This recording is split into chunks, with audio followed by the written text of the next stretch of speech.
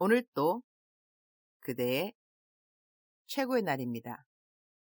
임은미 선교사 묵상입니다.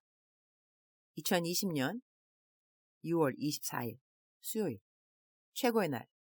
어떠한 일에도 우리는 하나님의 내 삶의 주인 되심을 배워야 합니다. 신명기 29장. 나는 후원자들 이름을 공책에 쓰면서 그분들의 기도 제목을 함께 보게 되는데 그 기도 제목으로 울컥할 때가 있다. 그리고 후원자들이 적은 이름 때문에 때로는 화들짝 놀랄 때도 있다. 그 중에 한 예는 어느 사람이 헌금을 보내면서 보낸 사람 이름을 예수 그리스도라고 적었기 때문에 그 이름 보고 화들짝 놀랐고, 어제는 어느 기도 제목 때문에 울컥했는가 하면 어느 사람이 자기 이름 옆에 기도받고 싶 이렇게 쓰여 있었다. 나에게 기도 제목을 길게 내 카톡으로 보내는 분들 중에는 이런 말을 하는 분도 있으시다. 너무 작은 헌금을 하면서 이렇게 긴 기도 제목을 보내서 죄송해요 라는 말. 5,000원이라는 돈이 어떤 사람에게는 작을 수 있지만 어떤 사람에게는 아주 큰 돈일 수도 있다. 그런데 큰 돈을 헌금하면 기도 제목을 길게 말해도 당당할 것 같고 5,000원을 헌금하면 기도 제목 길게 하면 민폐라는 생각이 드는 그 이유는 무엇일까? 어제는 기도받고 싶다는 것이 기도 제목이라는 어느 후원자의 기도 제목을 읽으며 그냥 울컥했다. 이렇게 말하면 어떻게 들리는지 모르겠지만 큰 헌금, 작은 헌금이 딱히 나에게 큰 차이가 있는 것은 아니다. 큰 헌금도 작은 헌금도 다 나 개인에게 쓰여지는 돈은 1원도 없기 때문이다. 나 개인에게 지정 헌금이 들어올 때는 있지만 말이다. 다 하나님의 일인 사역에 100% 쓰여진다. 그러니 딱히 나에게 크고 작은 헌금 내는 자들의 차이가 있어야 할 것인가? 물론 내가 받은 헌금으로 선교 일을 해야 하니 당연 큰 헌금을 주시는 분들은 내가 더 신경이 쓰여질 수는 있다. 헌금 들어온 계좌 내역이 계속 5,000원 이어지다가 어떤 때는 100만 원. 이 동그라미가 많은 헌금을 만나면 어잉? 어머, 동그라미 이거 몇 개인공?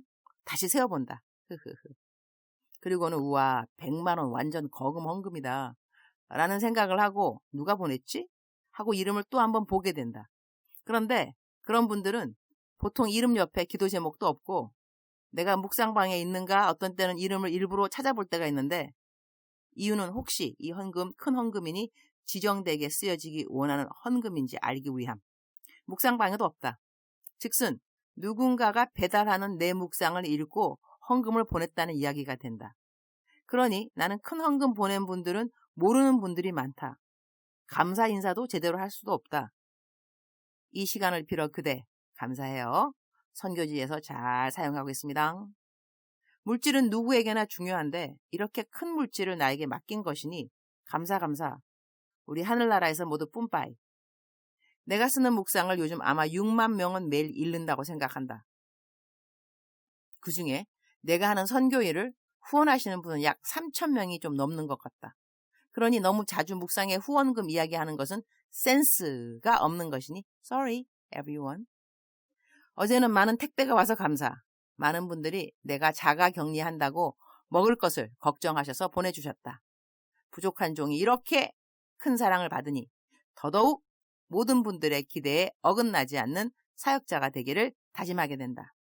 이렇게 내가 어느 곳에 있더라도 나의 필요를 누군가를 통해 만나게 해주십사.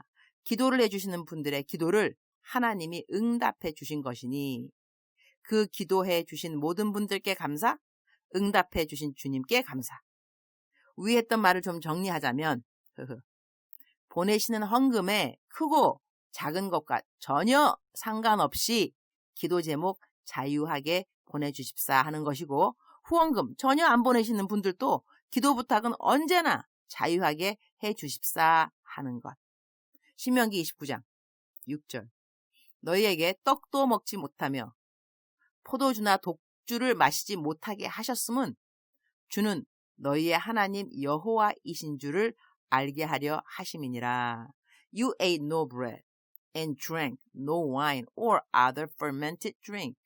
I did this so that you might know that I am the Lord your God.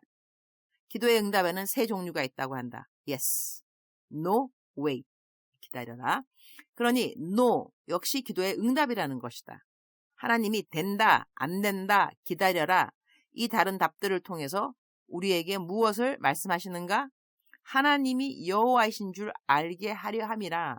영어로는 Lord, your God 이라고 표현되어 있다. 하나님이 너의 삶의 주인이시다 라는 이 말씀. 만사가 형통할 때도 우리는 하나님이 우리 삶의 주인이심을 배워야 할 것이고, 인생의 모든 것이 바닥을 쳤다고 생각될 때 역시 우리는 하나님이 우리 삶의 주인이심을 배워야 할 것이다. 나는 카톡방 중에 안방이라는 카톡방이 있다. 약 130명이 이 방에 있다. 그 방에서 하루에 한 명씩 축복의 날이라고 해서 그 사람의 기도 제목을 가지고 하루 종일 축복 기도를 해준다. 축복 기도의 주인공은 카톡방에 자기의 기도 제목을 올린다. 어제 올린 어느 형제님의 기도 제목에는 이런 기도 제목이 있었다.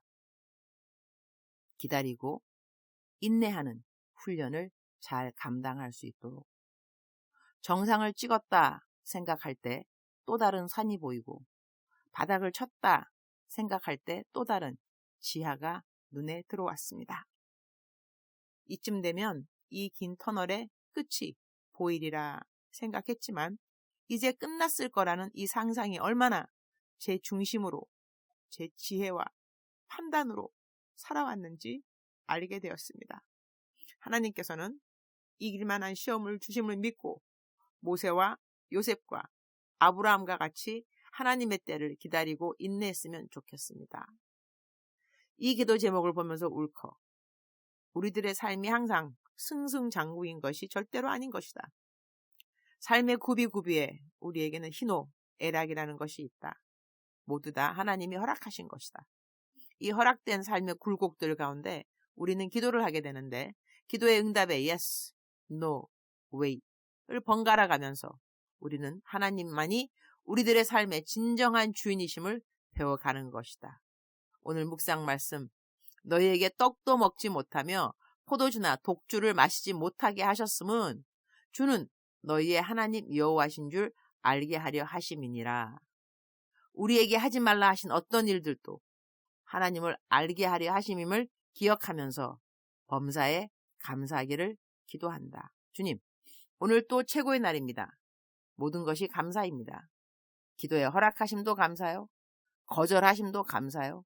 기다려야 함도 감사입니다. 그저.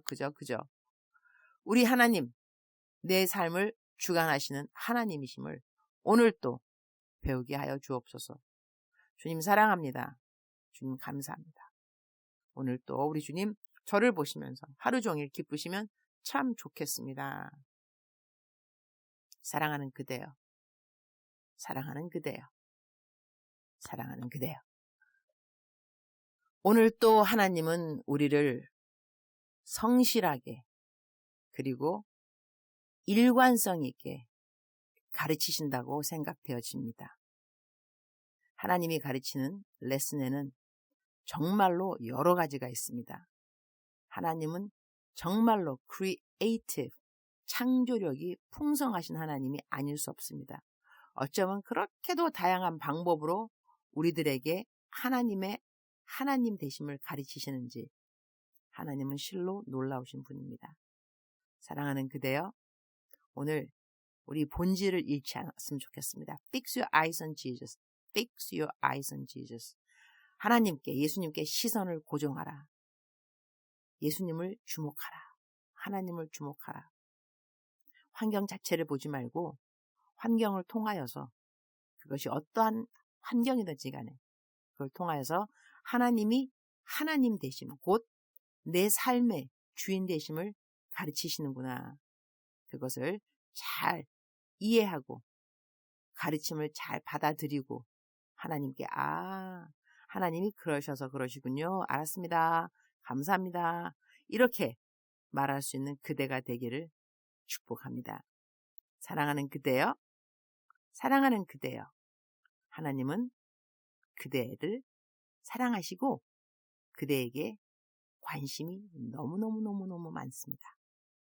하나님의 가르침 감사히 받아들인 그대 되기를 축복합니다. 사랑합니다. 축복합니다.